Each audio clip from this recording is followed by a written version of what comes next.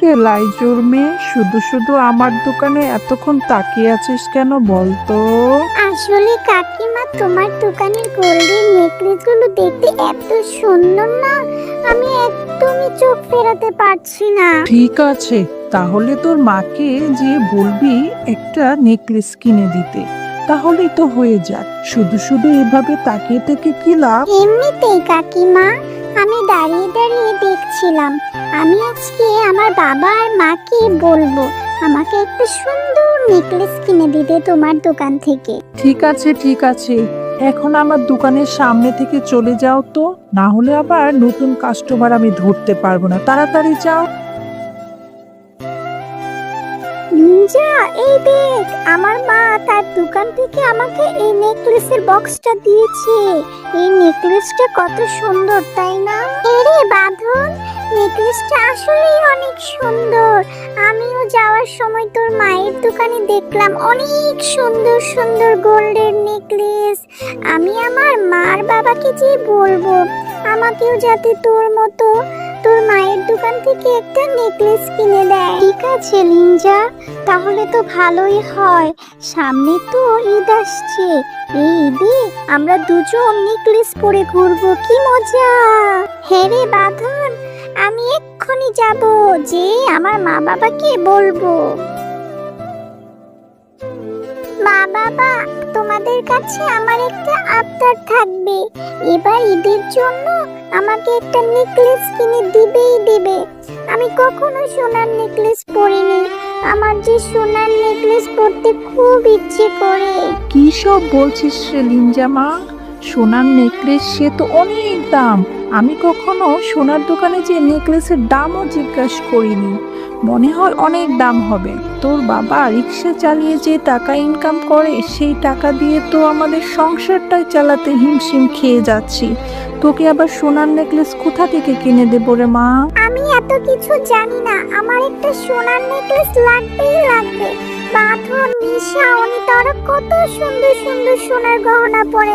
আমার যে সোনার গহনা পরতে খুব ইচ্ছে করে। বাবা, মা, আমাকে একটা সোনার গহনা কিনে দাও না মা।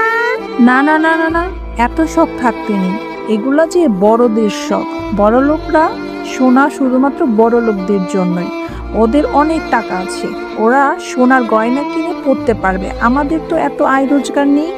আমাদের মতো গরিবদের এত শখ থাকতে নেই রে মা। মা, তুমি সব সময় আমাকে এইরকম বলো। তুমি আমাকে কম করে একটা সোনার নেকলেস কিনে দাও না মা। আমার এত দামি নেকলেস লাগবে না, কম দামি হলেও আমাকে একটা তুমি সোনার গয়না কিনে দাও না মা। আমি যে আমার বন্ধুদের খুব করে বলেছি এবার ঈদে ওদের মতো সোনার গয়না আমি কিনবো। হ্যাঁ গো পিঞ্জার মা, তুমি আমার মেয়েকে এভাবে বলছো কেন? আজকে আমি সকাল থেকে যা রোজগার করব সেই টাকাটা কোথাও খরচ করব না। তুমি এই টাকা দিয়ে আমার মেয়ের জন্য সোনার গয়না কিনে নিয়ে আসবে বাঘিনী বাবির দোকান থেকে। কি মজা, কি মজা, আমি আজকে সোনার গয়না কিনবো।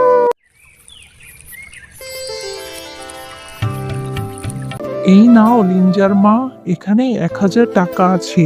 এই টাকাটা নিয়ে বাঘিনীর দোকানে যাও, যে ছোট দেখে একটা সোনার নেকলেস কিনে দাও আমার মেয়েকে। কিন্তু আমার জানা মতে সোনার দাম তো অনেক বেশি। 1000 টাকা দিয়ে তো কিছুই পাওয়া যাবে না। হবে হবে, তুমি আমার মেয়েকে ছোট করে হলেও একটা সোনার গয়না কিনে দিবে। আমি রিক্সাটা নিয়ে এক্ষুনি বের হচ্ছি। আচ্ছা ঠিক আছে ঠিক আছে, আমি যেয়ে দেখি।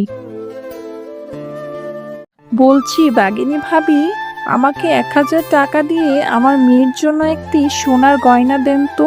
ছোট দেখে একটা নেকলেস হলেই হবে, বেশি বড় সড়ো লাগবে না। হাসালি রে লাইজু, হাসালি। 1000 টাকা দিয়ে এসেছিস আবার সোনার নেকলেস কিনতে? কখনো শুনেছিস 1000 টাকা দিয়ে নেকলেস পাওয়া যায়? তোদের মতো গরিবদের এত সোনার জিনিস পরার শখ কেন? হ্যাঁ, আমার দোকানের সর্বনিম্ন 20,000 টাকা একটা সোনার নেকলেস, আর সব কিছু 20,000 টাকার উপরে। 20,000 টাকা জোগাড় করে তারপরে আমার দোকান থেকে সোনার নেকলেস কিনতে আসবে। কিন্তু ভাগিনী ভাবি, এত টাকা যে আমাদের কাছে নেই, তুমি তো জানোই। লিঞ্জার বাবা রিক্সা চালিয়ে যে কয়টা টাকা ইনকাম করে তা দিয়ে সংসারটা চালাতেই হিমশিম খেয়ে যায়। মেয়েটা যে আমার বড্ড আশা করেছে এবার ঈদে একটা সোনার গয়না কিনবে। ছোট দেখে একটা সোনার গয়না দাও না বাঘিনী ভাবি। কি সব বলছিস লাইজু? আমি যে বললাম তোর কি মাথায় ঢুকেনি? 1,000 টাকার কোনো সোনার গয়না আমার দোকানে নেই। যা, অন্য দোকান থেকে পেলে সেটা নিয়ে যা। এখন আমার দোকান থেকে যা তো। কত কাস্টমার দাঁড়িয়ে আছে, তাদেরকে আমার দোকানে আসতে দে। এখন যা এখান থেকে। চল লিঞ্জা, পরে টাকা জমিয়ে তোকে সোনার গয়না কিনে দিব। কি গো, আমার মেয়েটার জন্য কি গয়না কিনলে? দাও তো দেখি। ওগো, 1,000 টাকা দিয়ে তো কিছুই পাওয়া যায় না। বাঘিনী ভাবির দোকানে গিয়ে জিজ্ঞেস করলাম একটা ছোট গয়না দিতে, কিন্তু সে আমাকে আরো অনেক কথা শুনিয়ে ওইখান থেকে তাড়িয়ে দিল। ওনার দোকানে নাকি 20,000 টাকার নিচে কোনো গয়না নেই। আচ্ছা, তোমরা কোনো চিন্তা করো না, আমি এবার আমার রিক্সাটা নিয়ে শহরের দিকে যাব। শহরের দিকে যাতায়াত বেশি হয়, নিশ্চয়ই ভালো টাকা ইনকাম করতে পারবো। আমি এই মাসের সব টাকা জমিয়ে ঈদের আগে আমার মেয়ের জন্য একটি গয়না কিনে দিব, বুঝলে? এরপর মিচকি শিয়াল একদিন রিক্সা চালানোর সময় একটি অন্য গাড়ির সাথে অ্যাক্সিডেন্ট হয়। মা, বাবার কি হয়েছে? তোর বাবা তোর জন্য শহরে যেয়ে রিক্সা চালিয়েছে। সে তো সেখানে নতুন ছিল, রাস্তাঘাট এত চিনতো না, তাই অ্যাক্সিডেন্ট করে হাত পা ভেঙে গিয়েছে। তাতেও প্রচন্ড চোট পেয়েছে। তোর বাবার চিকিৎসা করতে চেয়ে অনেক টাকার প্রয়োজন। এখন কিভাবে যে কি করব? সময় মতো তোর বাবার মাথার অপারেশন না করলে তোর বাবাকে যে বাঁচানোই কষ্টদায়ক হয়ে যাবে। মা, সবকিছু আমার জন্য হয়েছে। আমি কেন আমার বাবার কাছে গয়না আবদার করতে গেলাম? এখন আমার জন্য আমার বাবা এত বড় একটা অ্যাক্সিডেন্ট হলো। হ্যাঁ, কতবার বলেছিলাম এভাবে সোনার গয়না আবদার করিস না। আমরা গরিব মানুষ, আমাদের যে এত সামর্থ্য নেই, তারপরও বারবার বায়না করতে গেলি। এবার দেখলি তো তোর বাবার কি অবস্থা হলো। আমার জন্যই আমার বাবা এত বড় ক্ষতি হলো। এখন আমাদের কি হবে? সৃষ্টিকর্তা, তুমি আমার বাবাকে সুস্থ করে দাও।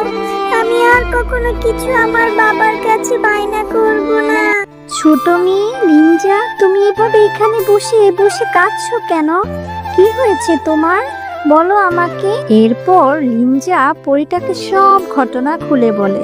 সব শুনে পরী বলে, ও এই ব্যাপার, এই নাও, এই বীজটা তুমি তোমার বাড়ির আঙিনায় নিয়ে রোপণ করে দিও। দেখবে তোমাদের পরিবারের সকলের সমস্যার সমাধান হয়ে গিয়েছে। এরপর লিঞ্জা সেই ফুলটা তাদের বাড়ির আঙিনায় নিয়ে রোপণ করে দেয়। হ্যাঁ রে লিঞ্জা, বাড়ির আঙিনাতে কি রোপণ করলি? মা, এই ফুলটা আমাকে একটা পরী দিয়েছে। পরী বলেছে এই ফুলটা রোপণ করলে আমাদের সকল সমস্যার সমাধান হয়ে যাবে।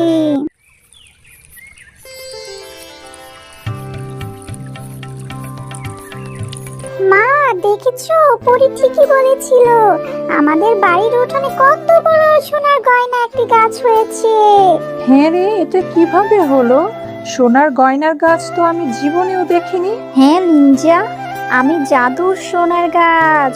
তুমি চাইলে এই গাছ থেকে তোমার পছন্দ মতো নেকলেস নিয়ে পড়তেও পারো, আর এই গাছ থেকে নেকলেস বিক্রি করে তোমার বাবার চিকিৎসাও করতে পারবে। আরে আরে আরে, ভালোই তো হলো। তাহলে এই গাছ থেকে নেকলেসগুলো বিক্রি করে লিঞ্জার বাবার চিকিৎসা করতে পারবো। হে সৃষ্টিকর্তা, তোমার দরবারে লাখো লাখো কোটি শুকরিয়া। ও বাবা, বাবা, আজকে না আমাকে ঘুরতে নিয়ে যাওয়ার কথা? তাড়াতাড়ি চলো, আমরা সবাই মিলে এখন ঘুরতে যাব। এরপর বাঘের পরিবার রাস্তা দিয়ে হাঁটছিল।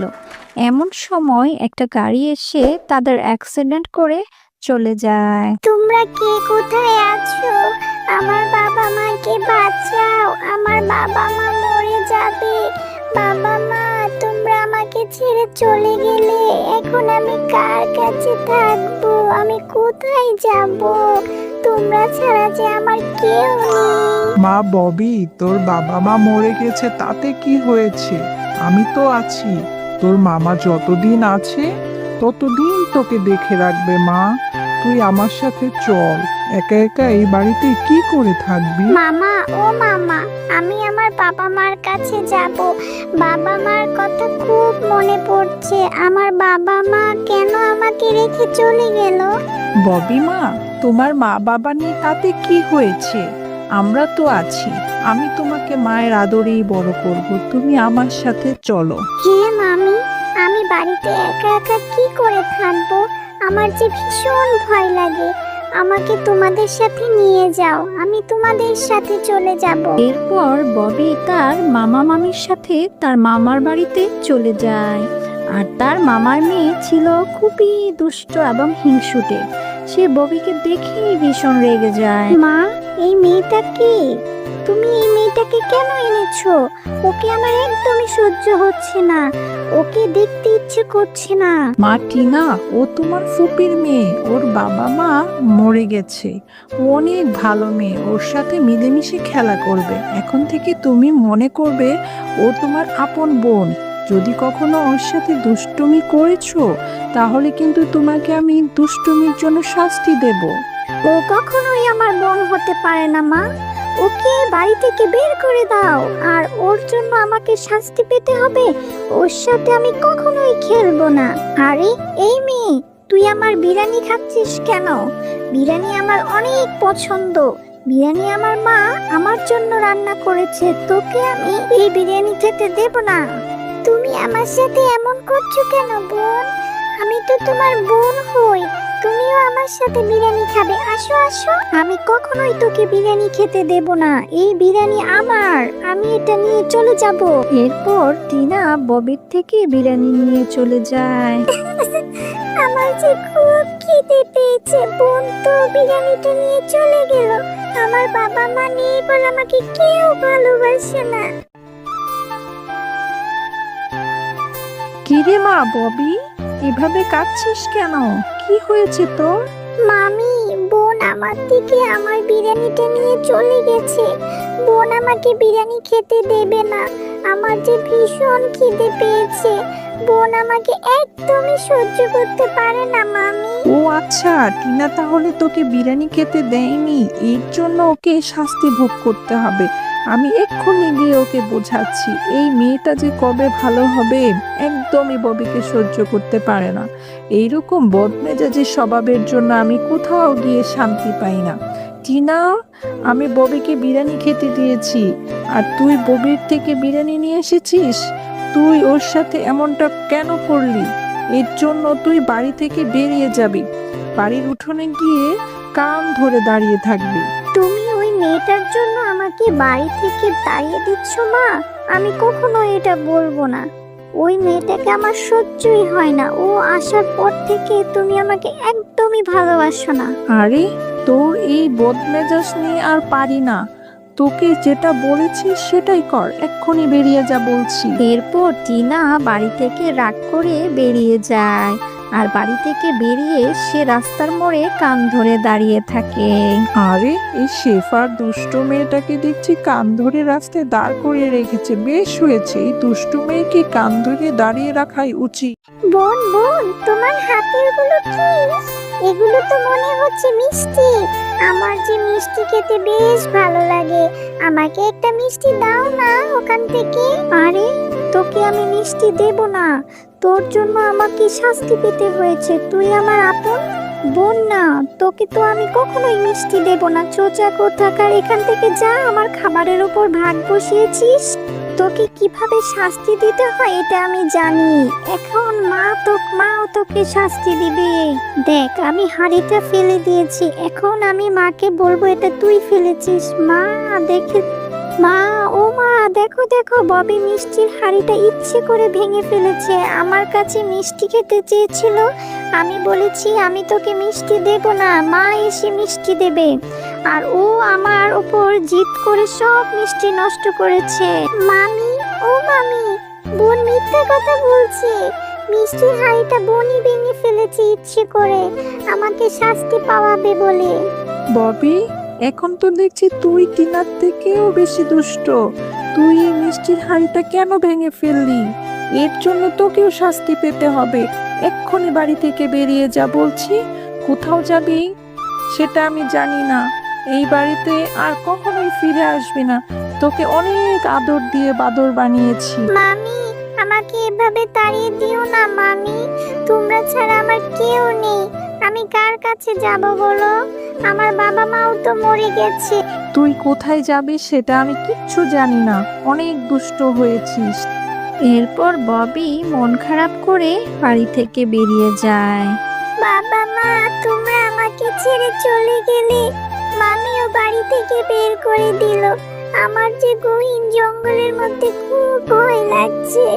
আমি এখন কোথায় যাব? আমার যে যাওয়ার মতো কোনো জায়গা নেই। আরে এই মেয়ে, তুমি এই গহীন জঙ্গলের মধ্যে বসে বসে কাঁদছো কেন? তোমার কি হয়েছে? ও বাবা, এটা তো দেখছি পরী। তুমি দেখতে অনেক সুন্দর। জানো, আমার মামি আমাকে বাড়ি থেকে বের করে দিয়েছে। আর আমার বাবা মাও অ্যাক্সিডেন্টে মারা গেছে। আমার যে যাওয়ার মতো কোনো জায়গা নেই। তুমি আমাকে একটু সাহায্য করো না, আমি কোথায় যাব? ও আচ্ছা, তাহলে তো তোমার মনে অনেক কষ্ট। আমি তোমাকে সাহায্য করব। এই নাও, আমি তোমাকে এই জাদুর পালকটি দিয়ে দিচ্ছি। তুমি এই পালকের কাছে যেটা চাইবে, সৃষ্টিকর্তা তোমাকে সেটাই দিয়ে দেবে। আর তোমার মামির মনের ইচ্ছাও পূরণ করবে। তবে মনে রেখো, যে কোনো একটা ইচ্ছা এই পালক পূরণ করবে। ও আচ্ছা, ঠিক আছে। কিন্তু আমার মামি যদি এই পালকটা দেখে আমাকে বাড়ি থেকে আবার বের করে দেয়? না, তোমার মামি তোমাকে বাড়ি থেকে বের করবে না। এই পালকটা নিয়ে তোমার মামিকে দিলে তোমার মামি আরো তোমাকে বেশি আদর করবে। এবার বাড়িতে চলে যাও। এই জঙ্গল তোমার জন্য নিরাপদ নয়। কি রে ববি, তোকে না আমি বাড়ি থেকে বের করে দিয়েছি আর বলেছি এই বাড়িতে কখনোই আসবি না? তাহলে তুই কেন এলি? আর হাতে এটা কি নিয়ে এসেছিস? মামি, এটা জাদুই পালক। আমাকে একটা পরী দিয়েছে। এই পালকের কাছে তুমি যেটা চাইবে, সৃষ্টিকর্তা সেটাই দেবে। তোমার মনে যেটা ইচ্ছে বলো, দেখবে পালক সেটাই দিয়ে দেবে। আরে এটা কি বলছিস? এই পালক জাদুই পালক? আচ্ছা ঠিক আছে, তাহলে তোর এই জাদুই পালককে আমার জন্য সোনা এনে দিতে বল, অনেক সোনা। আমার একটা জাদুর পশু চাই, যে পশু আমাকে অনেক অনেক সোনা দিবে। আচ্ছা ঠিক আছে মামি, আমি জাদুই পালককে এক্ষুনি বলছি। কিন্তু এই জাদুই পালক যে কোনো একটা ইচ্ছাই পূরণ করবে। সে আর কোনো জাদু করতে পারবে না। জাদুই পালক আমার মামির সোনার পশু চাই। সোনার পশু অনেক সোনা দিবে। তুমি এনে দাও তো দেখি। এরপর জাদুই পালক অদ্ভুত একটি সোনার পশু দেয়। আরে আরে আরে, সত্যি তো চকচকে সোনার একটা পশু। এত সোনা! চল চল চল, আমরা এই পশুর ঘরের মধ্যে গিয়ে দেখি। আর এই পশুর ঘরের মধ্যে তো দেখছি অনেক সোনা। এই সোফাগুলো চকচক করছে, অনেক সোনা। আমরা তো এখন কোটিপতি হয়ে যাব। মামি, তুমি তো এখন অনেক সোনা পেয়েছো। তুমি এখন আর আমাকে বাড়ি থেকে বের করে দেবে না বলো? না রে মা, আমি আর কখনোই তোকে বাড়ি থেকে বের করে দেব না। এই সব কিছু তোরই, এই সব কিছু তুই ভোগ করবি রে মা। তোর সরল মনের জন্যই সৃষ্টিকর্তা তোকে এত উপহার দিয়েছে। এখন থেকে আমি আর তোকে কখনোই শাস্তি দেব না। হ্যাঁ বোন, তুমি অনেক ভালো। আমি আমার ভুল বুঝতে পেরেছি। এখন থেকে আমিও তোমাকে ভালোবাসবো। দুই বোন মিলেমিশে থাকবো। হ্যালো ছোট্ট বন্ধুরা, গল্পটি ভালো লাগলে অবশ্যই সাবস্ক্রাইব করে দিবে এবং পাশে থাকা বেল আইকনটি প্রেস করে আমাদের সাথেই থাকবে। ধন্যবাদ।